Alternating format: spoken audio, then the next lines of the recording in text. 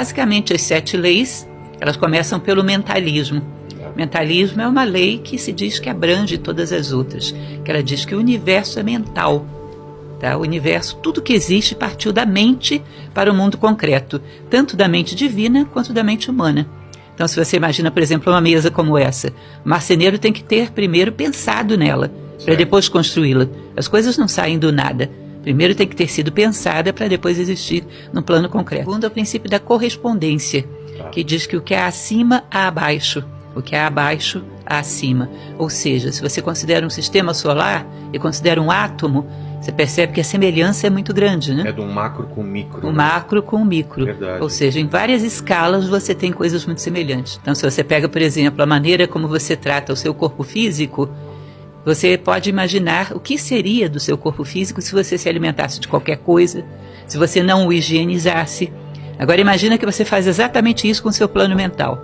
O alimenta de qualquer coisa e não o purifica nunca, não tira todos os elementos que estão ali poluindo. E imagina como estará esse corpo. É mais ou menos similar o que você faz no sutil, o que você faz no concreto.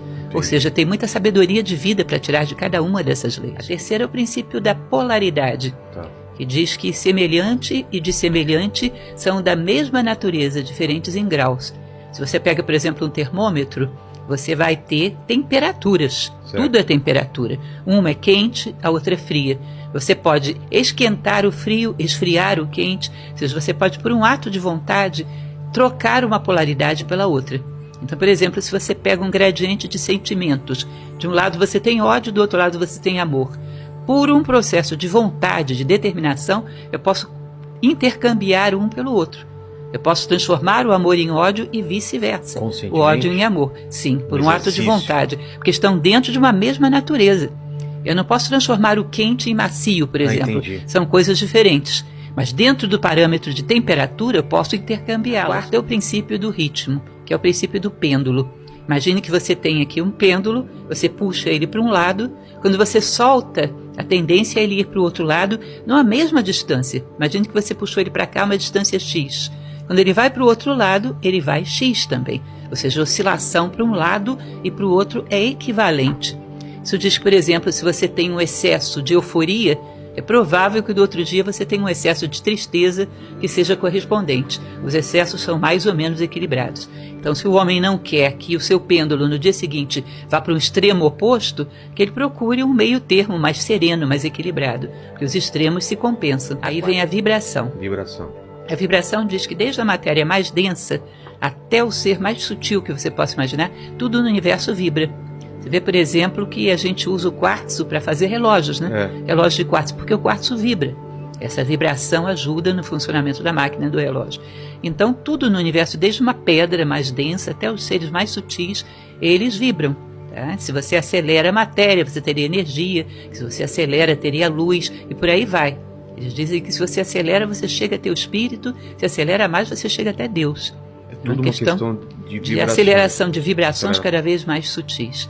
Entendi. E aí você, para poder encontrar o seu nome interno, quem é você realmente, você teria que saber diante de que você vibra.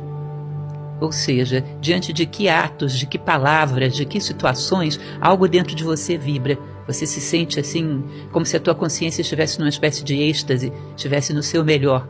Aquilo que te faz vibrar é o teu nome interno.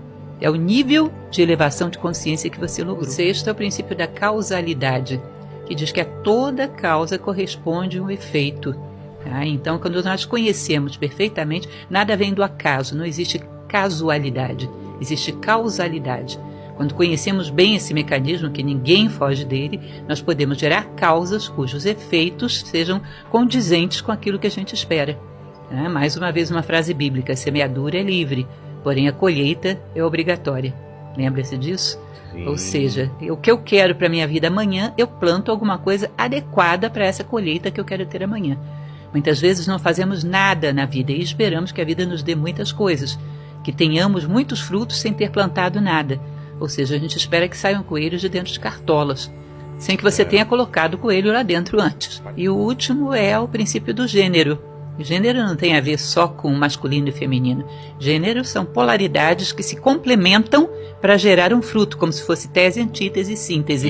Então você pode dizer yin e yang, você pode falar de prótons e elétrons, você pode falar de polaridades que se combinam para gerar um efeito maior. No caso, quando se projeta sobre corpos orgânicos, vai gerar masculino e feminino, sem sombra de dúvida. Aí diz que a partir daí você gera elementos novos. Tudo no universo que se cria-se através dessa harmonia por oposição. Matéria e antimatéria. Basicamente isso. Se harmonizam e geram um efeito diferente dos dois, alguma coisa maior.